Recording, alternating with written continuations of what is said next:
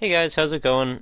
I wanted to do something a little special today, and I wanted to actually show you guys some of the steps that I've taken of how I create my videos, just 'cause I've already had a few people ask me, and I know it pretty much tends to come up on just about every single LP channel.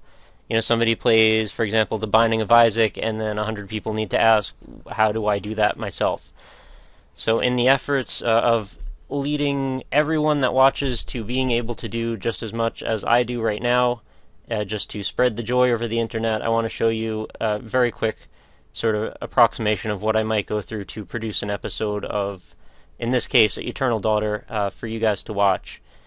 So it starts very simply. You need to have something to talk into. Different solutions for different people and different accommodations depending on what you're trying to do. In my case, I have a pretty simple gaming Plantronics headset. I prefer a headset to a standard mic, just because I like having it attached to my head with headphones that isolate the sound coming out of potentially speakers. I don't want to have that crosstalk thing going on where you actually hear the sound happening into the mic where I'm speaking into. Reason that is I spend a lot of time needing to adjust volume levels, and that's very important because you don't want your audio to be crappy. That's kind of the main point of a Let's Play, is people need to hear you. So, a couple basics. You need something to speak into, of course. You got that. If you don't want to go with a headset, you could try one of the standard tabletop mics or something. I also have it's a Blue Snowball. They're a little expensive, though. I think the headset's probably going to be your best bet, as long as you get one with a decent speaker or mic in it. The one I got cost me about $20. I'll put a link to that in the description for you. Once you got the audio set up, you're going to need to set up the video. So the standard that everyone uses is Fraps. This lets you record whatever's going on the screen, and the way that Fraps work is it actually will dump whatever is coming through your DirectX driver right into a file for you, and it's going to actually automatically clip those files whenever it reaches whatever it does. So I have a folder all set up. When Fraps is recording, it's going to drop all the items into this folder, and when I'm done, I can grab all those and stitch them together in editing software. Now, not every game is going to work kindly with Fraps. Some games aren't great for it. There's actually quite a few that don't work well with it, because if it doesn't take DirectX, you're going to be on pretty much in a problem. So it's always good to have another secondary thing, and in this case, I use Camtasia Studio, which is actually what I'm recording this right now that I'm speaking into with. There's also a few others out there, like Bandicam I've heard is quite good. Some people might use Adobe Premiere, at least for editing. I'm not sure if it can screen cap, it probably can. And there's even more than that if you go and look. So the other one I was trying, Power Director, also I was messing around with. So that's not bad. But this will cost you a few dollars. These aren't free programs.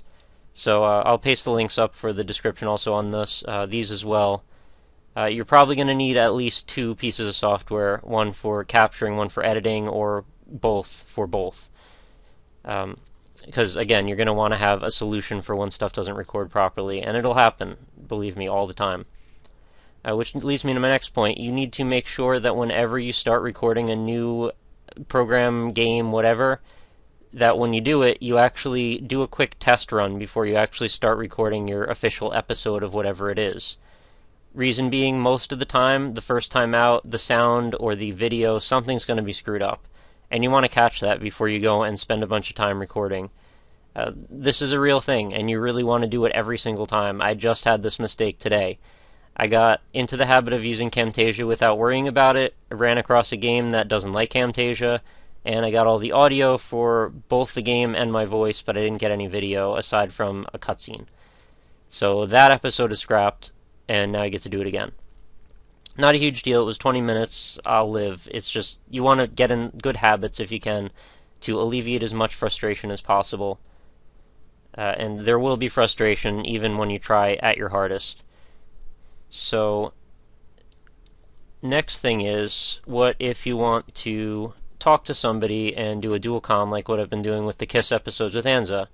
Well, I thought this was super complicated. It's actually really not. Get a copy of Skype. It's free. Call up the person you want to talk to, and there's actually an option, I think it's under call video if I was in a call, that lets you share your screen. Now granted, the person on the other end is not going to have a perfect view of what's going on. They'll get a choppy frame rate and stuff, but it's better than nothing, and until there's a better solution, at least that I'm aware of, it's going to have to do. So that's Skype, pretty simple. So let's say, for example, that we want to take a piece of edited stuff and look at it. Now we can probably close Fraps, we don't really need that now. So this is what would happen if I opened up the raw footage after I was done recording an episode of Eternal Daughter. Now it's going to drop a bunch of stuff in here that we don't actually need to deal with, but we can actually simplify some things right off the bat. For example, these zooms, the program actually approximates some stuff and zooms in to key points when it thinks that your cursor is doing something that it wants to zoom in on. So most of the time you don't need those at all. In my case, I do need a zoom keyframe. As you can see, the actual program, the actual game, is in a tiny little box in the corner, and there's some compatibility reasons that had to happen. It's an older game, it's an indie game, it's not supported in a lot of screen modes. I had to make some concessions by putting it into, I think, 640 by 480 mode to get it to even show up. So for recording's sake, I had to play around quite a bit, and you'll find that with just about every new game, there will be a certain new set of circumstances you have to sort of deal with to get your recording just the way you want it. And this is something you got to take the time out to deal with. It's really important, and if you want your quality to be up there, you got to do it every single time. So again, good habits. Not that hard to do. So as you can see, it's going to start on my desktop because I started recording before I had the program open. You always want to make sure you record more than you actually need so you can edit it down. And what I usually do is, well, first of all, I need to see what I'm doing to even be able to deal with this thing at all. So I need to throw a zoom keyframe in. Now I know this is dealing specifically just with Camtasia. I know a lot of other video editing software is going to be a little different. But as far as things go, I think a lot of people use Camtasia paired with Fraps.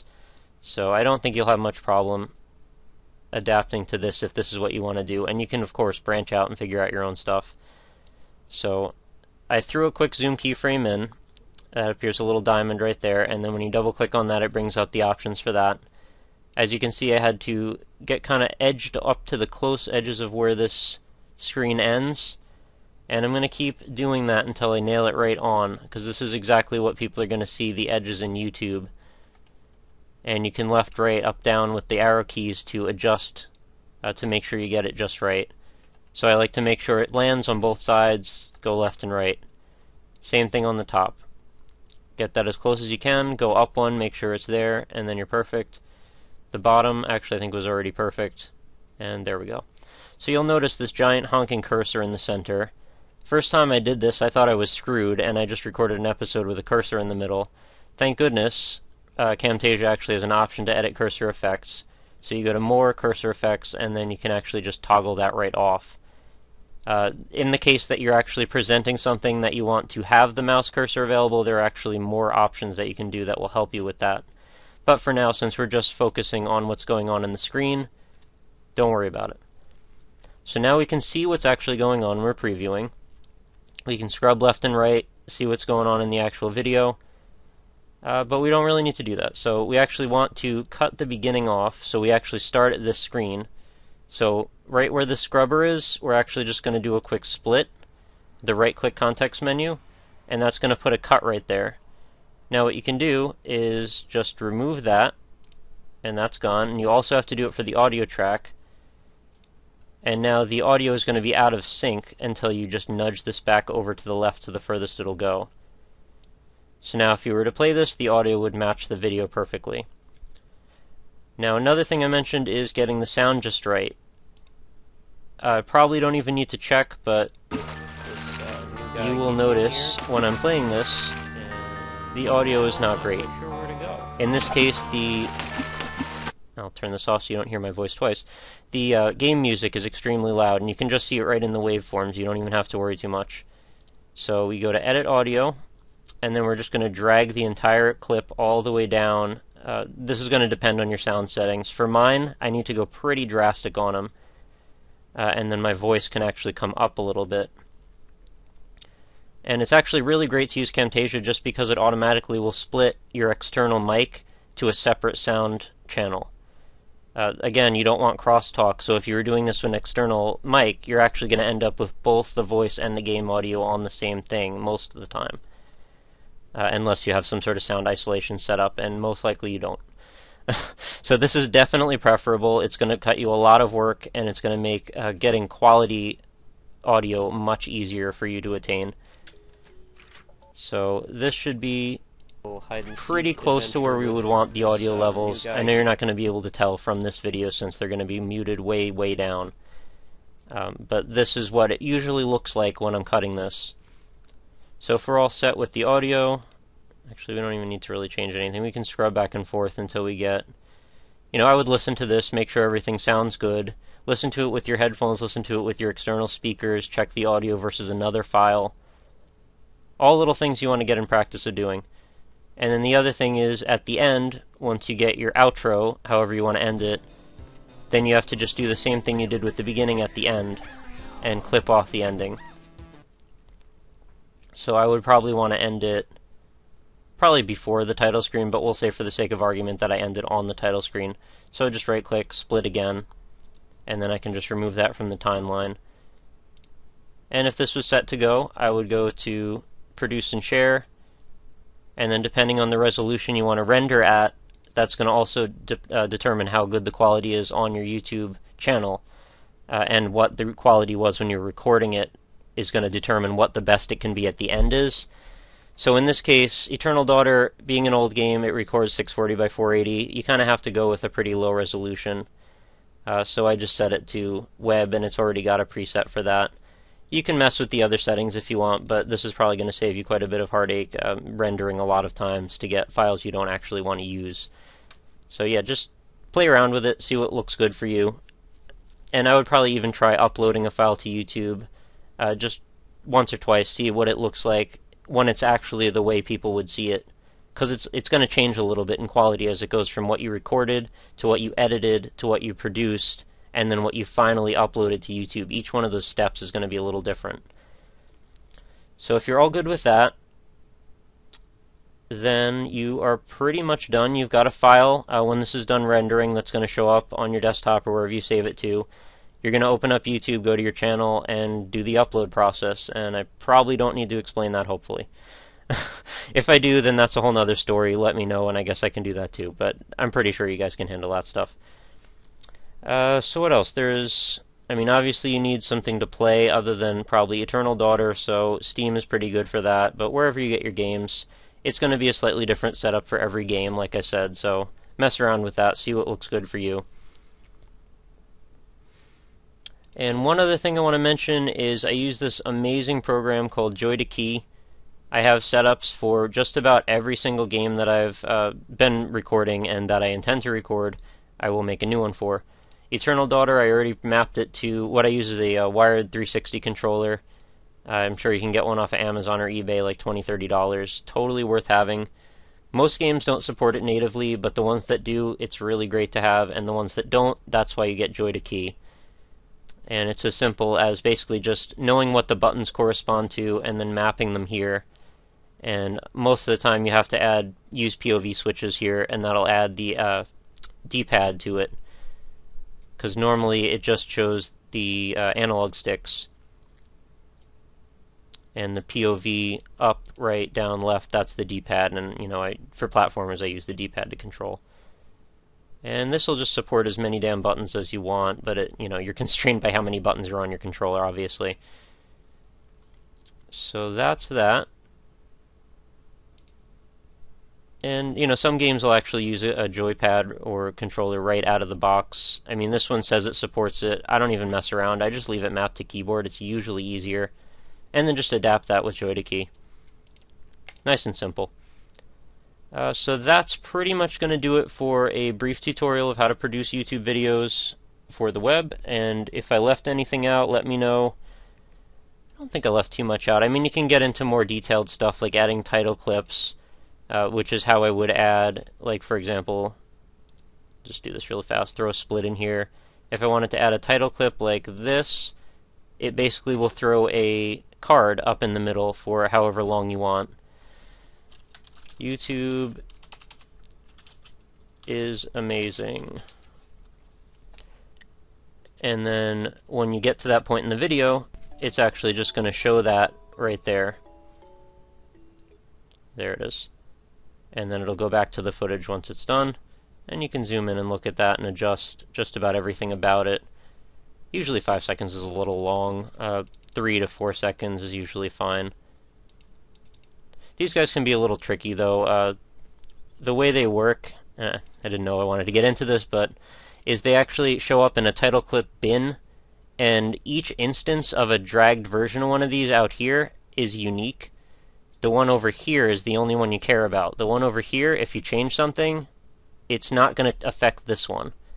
So what I mean is, if you wanted to, for example, make the background of this red, and you edit it here, that's not going to do anything. You're actually going to end up with still a white one, and then a weird screwed up one out here. So if you want to change this, you actually have to remove it from the timeline, edit title clip from over here in the bin, then go back to the fill, change it to red, probably change the text to white or some other derivation because, you know, black on red is not always the easiest to look at. Then, when that's done, you can go back out to title clips, or it'll just disappear.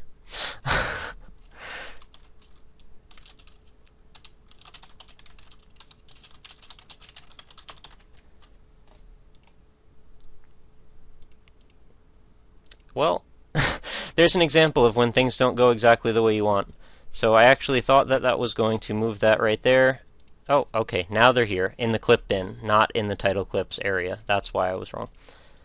So, you go back to the clip bin, drag them out to here, and now you have a new title card. So I actually went and created too many by accident, because I thought they weren't showing up when they were. And you can just remove those, leave the one you want, and then that's there. So, I will leave you with that. YouTube, thank you for watching, and I hope that you enjoyed this, and I hope it was helpful. Let me know what you think, and if there's another thing that you think I could help with, let me know in the comments, and I will do my best.